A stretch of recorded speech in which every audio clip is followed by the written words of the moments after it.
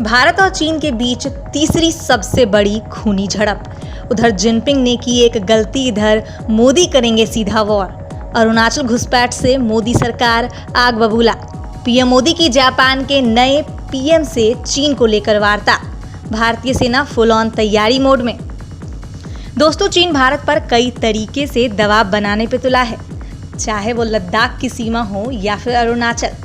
चीन एक ऐसा घुसपैठिया है जो अपनी हरकतों से बाज नहीं आने वाला, लेकिन वो नहीं जानता कि उसकी एक गलती कितनी बड़ी है। अरुणाचल में तो घुसकर चीन ने अपनी सामत बुला ली है। दोस्तों, चीन की एक छोटी सी चूक उस पर बहुत भारी पड़ने वाली है। दोस्तों, अरुणाचल प्रदेश को लेकर चीन की नीयत साफ साफ दिख रही है। उसने फिर से अपनी गतिविधियां वहां बढ़ा दी हैं। लेकिन दोस्तों, पहली बार मोदी सरकार चीन के इन हरकतों के खिलाफ कड़ा एक्शन लेने वाला है। और दोस्तों, इस एक्शन में जो देश हमारी मदद करने जा रहा है उसका नाम है जापान। दोस्तों, हम आपको इस वीडियो में बताएंगे कि आखिर जापान के साथ मिलकर चीन ने कौन सी ऐसी डील की है जिससे चीन को एक ही वॉर में 100 खाने चित्त होना होगा। वहीं इसके अलावे हम आपको चीनी सेना के विरुद्ध भारतीय वायुसेना की तैयारी भी बताएंगे। इसके अलावा आपको और भी बहुत कुछ बताएंगे। कमेंट में भारत माता की जय लिखाएं और हमारा हौसला बढ़ा दें। चलिए वीडियो की शुरुआत करते हैं। भारतीय सैनिकों ने अरुणाचल प्रदेश के तवांग में चीन के कुछ सैनिकों को घुसपैठ करने के बाद अस्थायी तौर पर हिरासत में रखा था। उच्च सरकारी सूत्रों के मुताबिक पिछले सप्ताह हुई इस घटना में चीन के लगभग 200 सैनिकों ने तिब्बत की ओर से भारतीय बॉर्डर को पार किया था। बमला और यांगत्जी बॉर्डर के पास वास्तविक नियंत्रण रेखा यानी LAC पर चीन की पीपल्स लिबरेशन आर्मी के सैनिकों ने खाली पड़े बंकरों को नुकसान पहुंचाने की कोशिश की थी। सूत्रों ने बताया कि भारतीय सैनिकों ने इसका कड़ा विरोध किया और चीन के कुछ सैनिकों को अस्थायी तौर पर हिरासत में लिया था। एक सूत्र ने कहा, मामले को स्थानीय मिलिट्री कमांडर्स के स्तर पर सुलझा लिया गया। इसके बाद चीन के सैनिकों को रिहा कर दिया गया और स्थिति शांत हो गई।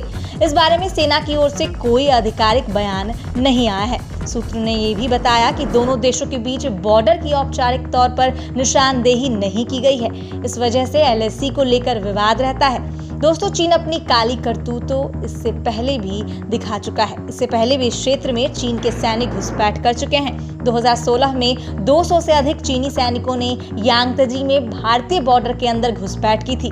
हालांकि वे कुछ घंटों के बाद वापस चले गए थे। 2011 में चीनी सैनिकों ने भारतीय क्षेत्र में लगभग 250 मीटर लंबी दीवार को फांदने की कोशिश की थी और उसे नुकसान पहुंचाया था। इसके बाद भारत ने चीन से इसका औपचारिक विरोध दर्ज करा था।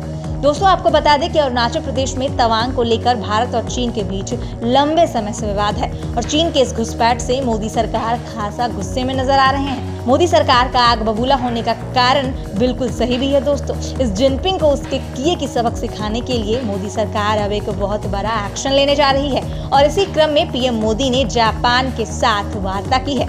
आइए आपको हम इस वीडियो में पीएम मोदी के इस नए कदम के बारे में विस्तार से बताते हैं। पीएम मोदी ने की जापान के नए प्रधानमंत्री से खास बातचीत। चीन के लिए नई चुनौतियां लेकर आने वाला है ये वार्ता। जापान और भारत मिलकर करेंगे चीन की टेंशन टाइट। दोस्तों, प्रधानमंत्री नरेंद्र मोदी ने शुक्रवार शाम को नए जापानी प्रधानमंत्री किशिदा फूमियो से बातचीत की। किशिदा के प्रधानमंत्री बनने के बाद पीएम मोदी और उनके बीच यह पहली बातचीत है।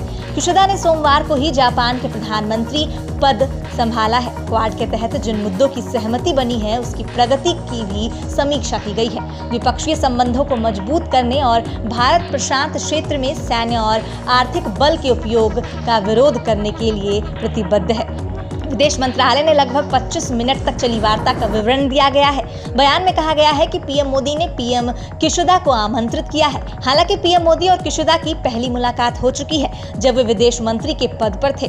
नेताओं ने हिंद प्रशांत क्षेत्र में भारत और जापान के बीच दृष्टिकोणों के बढ़ते संरेखण और मजबूत सहयोग पर चर्चा की। विदेश मंत्रालय की तरफ बताया गया है कि दोनों नेताओं ने द्विपक्षीय रिश्तों की अपार संभावनाओं को देखते हुए रिश्तों को और मजबूत करने की बात कही है। जापानी विदेश मंत्री द्वारा जारी एक बयान में कहा गया है, दोनों नेताओं ने बल और आर्थिक जबरदस्ती द्वारा यथास्थिति को बदलने के किसी भी एक तरफा प्रयास के लिए अपने मजबूत विरोध को साझा किया। दोनों देश आर्थिक सुरक्षा पर सहयोग को और अधिक मजबूत करने पर सहमत हुए हैं। उन्होंने कहा कि जापान भारत के सबसे भरोसेमंद दोस्तों में से एक है। इससे पहले पीएम मोदी ने किशिदा को प्रधानमंत्री बनने की बधाई भी दी थी। पीएम मोदी ने ट्वीट किया, जापान के नए प्रधानमंत्री फूमियो किशिदा को बधाई और शुभकामनाएं। मैं उनके साथ काम करने के लिए उत्सुक हूं ताकि विशेष रणनीतिक और वैश्विक साझेदारी और हमारे क्षेत्र में शांति और समृद्धि को आगे बढ़ाया जा सके। जानकारी के लिए बता दें कि जापान की संसद ने पूर्व विदेश मंत्री फूमियो किशिदा को सोमवार को देश का नया प्रधानमंत्री चुना। किशिदा पर आसन्न राष्ट्रीय चुनाव से पहले कोरोना वायरस, वैश्विक महामारी और सुरक्षा चुनौतियों जैसे अहम मुद्दों का निपटारा करने की बड़ी चुनौती है। जी हाँ दोस्तों, तो आपने देखा कि भारतीय प्रधानमंत्री नरेंद्र मोदी ने रणनीतिक तौर पर और वैश्विक साझेदारी के लिए किशिदा से बातचीत की। इससे चीन की आंखें फटी की फटी रह जाएंगी। दोस्तों, इसी बीच भारतीय सेना अपनी ताकत और मजबूत करने में लगी है। दोस्तों, जून से अब तक भारतीय नौसेना की 4 बार सैन्य ड्रिल हो चुकी है। अब आप इस बात से अंदाजा लगा लीजिए कि भारत किस लेवल के साथ अपनी सेना चीन के सामने खड़े करने की तैयारी कर रहा है। इससे पहले अमेरिका, जापान और रूस के साथ भी नौसैनिक अभ्यास हो चुके हैं। नौसैनिक अभ्यास में भारत की तरफ से INS सह्याद्री और INS कारमुक हिस्सा लेंगे, जबकि रॉयल ऑस्ट्रेलियन नेवी की ओर से HAMS हॉबर्ट इसमें भाग लेंगे। दोस्तों, चीन की सेना जमीनी मोर्चे पर पूर्वी लद्दाख, देपसांग और अरुणाचल में भारत के लिए मुश्किलें खड़ी करने की तैयारी कर रही है। पाकिस्तान भी चोरी छिपे उसका साथ दे रहा है, लेकिन चीन शायद यह भूल जाता है कि जिस दिन भारत ने चीन को मुश्किल में डालने की बात ठान ली, उसी दिन भारतीय नौसेना चीन की सारी हेकड़ी निकाल देगी। यह अभ्यास चीन को यही सच समझाने के लिए है। हिंदुस्तान दुनिया का इकलौता देश है दोस्तों, जिसके नाम पर पूरा एक महासागर है, यानी हिंद महासागर। लाखों वर्ग मील में फैले इस समुद्री इलाके में हिंदुस्तान की हुकूमत चलती है। भारतीय नौसेना की अनुभूति के बिन इस इलाके में परिंदा भी पंख नहीं मार सकता।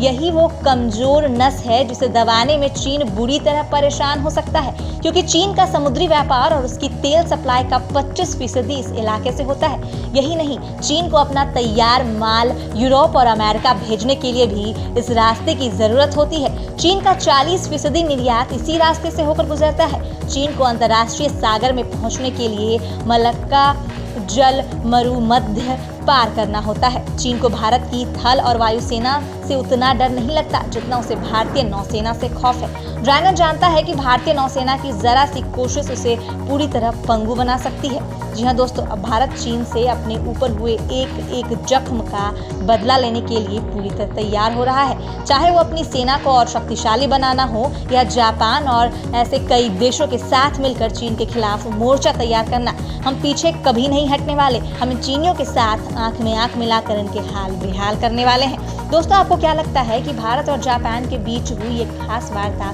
भविष्य में किस मोड़ तक जा सकती है? क्या चीन के होश उड़ाने और उसे झकझोरने में ये सफल साबित होगी?